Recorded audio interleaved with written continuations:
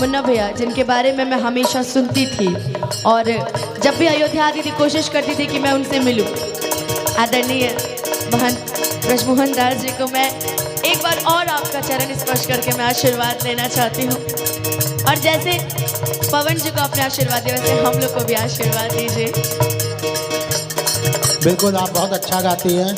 अब मैं तो यही कहूँगा प्रभु राम की कृपा पे बनी रहे और खूब बड़ी स्टार होइए। इसी तरह सब पब्लिक को झुमाते रहिए, अपनी आवाज़ के जादू से सबको मंत्रमुग्ध करती रहिए। बहुत सारा आशीर्वाद, साधुवाद।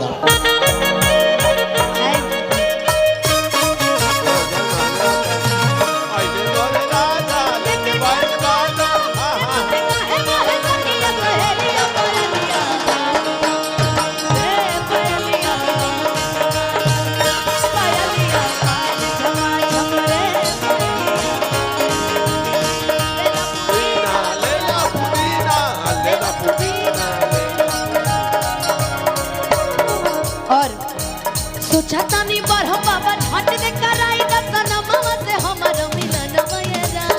छतानी पर हम बाबा कोई त मिलनवा सनमवा से हमर मिलनवा ये जान। ना तो हम दे देबो यही जे परनवा या बेची बेची गावतनी गनवा ये जान।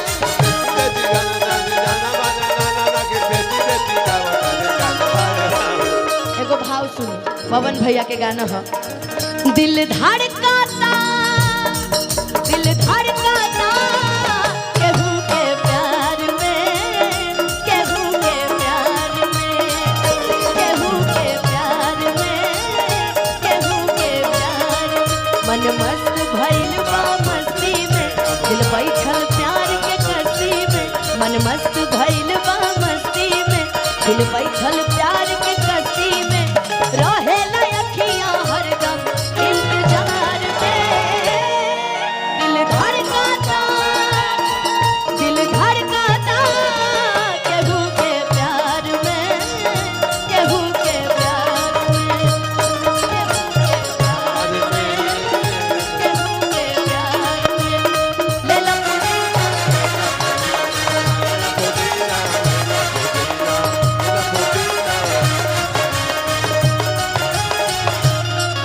और जिस लाइन को आदरणीय पवन जी ने मुझे बैठा कर गवाया वो गाना सच में वो लाइन गाने में इतना डिफिकल्ट था मुन्ना भैया, दीपक जी भी जानते हैं अच्छे से कि काहे लायल बड़ा मिले हो भीतर से मन हमर गीले हो कि पकड़ैबा ता दुख बड़ी होई मरी मैया की जाए निर्दयया आ जाई है भैया जाए निर्दयया। और सबसे नीमन लगे ये भी कहे कि नहीं, ये भी आप ही बोलिए। काहे लायल बड़ा मिले हो भीतर से मन हमर गीले हो काहे लायल बड़ा मिले हो भीतर से मन हमर गीले काहे लायल बड़ा मिले हो भीतर से मन हमर गीले हो पकड़े बात दुख बड़ी होई मोरी मैया अरे जाए निरदैया अरे जाए निरदैया।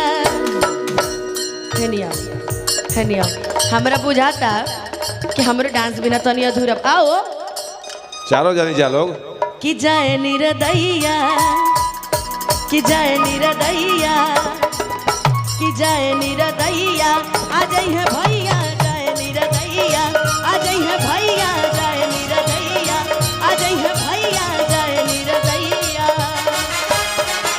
आइल बानी तोहरा कलिया केने बाड़ू हमर ललिया देखो ना या रहवा के कैसन भइल बा हलिया बढ़ता बेचैनिया दा मुश्किल भइल बा जीना जीना जीना।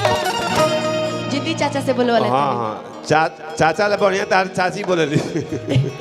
ये हमार जिद्दी अंकल बड़े हाँ बड़ा नीमन पुदीना बहुत बढ़िया एक बार बोले बोल दी। बोल दो।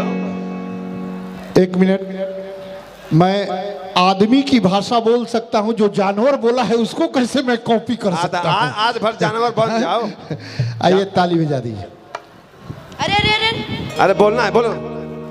देखो आज भर जानवर बन जाओ। अरे आज कुछ ऐसा करके जाइए, वो तो बोलबे करते हैं, आज कुछ ऐसा बोल कर जाइए कि कल ये लोग गाए कि दर्द दिल के बढ़ा के गइल, दर्द दिल के बढ़ा के गइल, आई लहितई में ऊ 4 दिन खातिर बाकी हल्का मचा के गइल, आई लहितई में ऊ 4 दिन खातिर बाकी हल्का मचा के गइल। लेकिन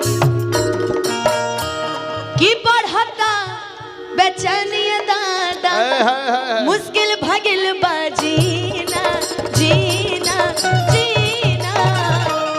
ले लो पुदीना हाँ सामने देखो सामने। पुदीना हाँ पुदीना हाँ पुदीना हाँ। वाह वाह निमन लगा था पुदीना, निमन बा पुदीना पक्का। तनी ऐसा गर्दा डांस करता हेयर से लेके वहां तक कि सबकर मिजाज हरियर हो जाओ। ले ला पुदीना ले ला पुदीना।